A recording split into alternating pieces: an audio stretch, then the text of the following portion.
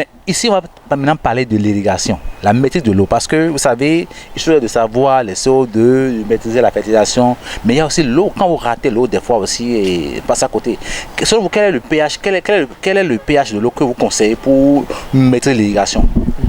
La solution nutritive, chez nous, l'idéal, hein, c'est pourquoi nous travaillons. Donc, on a le matériel, on a quand même des pH mètres, des conductimètres. On a le matériel qu'il faut pour suivre tout ça. Ah oui, oui, oui, oui. Dans le matériel, on a aussi les compétences de l'eau. On a tout ça. On a vraiment ce travail, moi-même étant au laboratoire. Donc ça, c'est un travail vraiment préalable. C'est ça. C'est le prélude à la réussite. C'est ça. Donc les pH idéal pour les solutions nutritives, on sait que c'est entre 5,8 et 6,2. Il faut être dans cette plage-là. C'est ça. L'eau, bien la solution nutritive. Ça, c'est la solution nutritive. L'eau, quelle que soit la fertilisation. Oui, l'eau, oui, la solution nutritive. Moi, je parlais de l'eau. L'eau simple, laquelle? L'eau simple, le pH de l'eau ici, nous sommes à 5. L'eau ici est à 5,75 comme pH. C'est bon. Donc, après, vous apportez la solution nutritive. Alors, nous apportons nos solutions. Vous apportez la solution, mais ça, c'est la solution fille. Donc, la solution nutritive, c'est quel pH de 5,8? On est en 5,5 idéalement. Voilà, donc, quand on prépare la solution nutritive, nous sommes entre 5,8 et 6,2. Okay. Voilà. Maintenant, la solution fille, donc la solution qui retourne, nous l'analysons.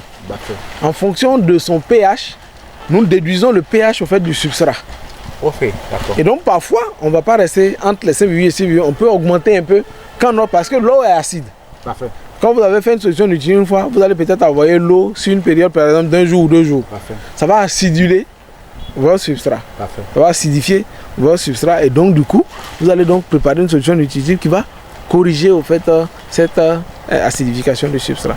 Donc ça, c'est un travail qui est fait. Et tout, en fonction du volume de substrat, ici on a 18 litres.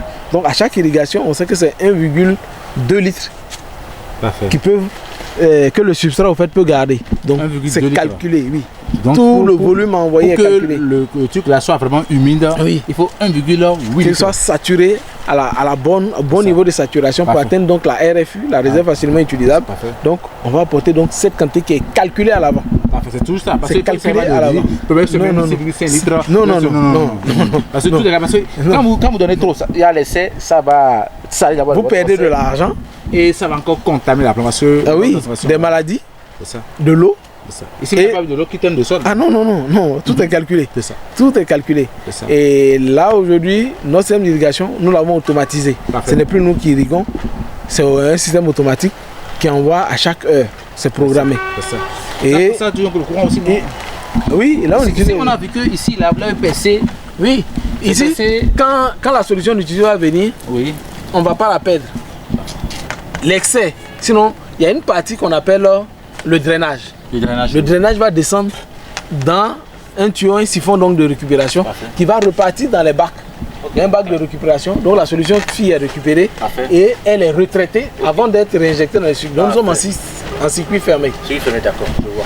Parce que nous sommes en circuit fermé, ici, pour tout ce champ, par jour, nous utilisons un peu moins de 100 litres d'eau. 100 litres d'eau. Oui. Dans un système ouvert, j'utiliserais minimum 200, 300 ou 1000 litres d'eau.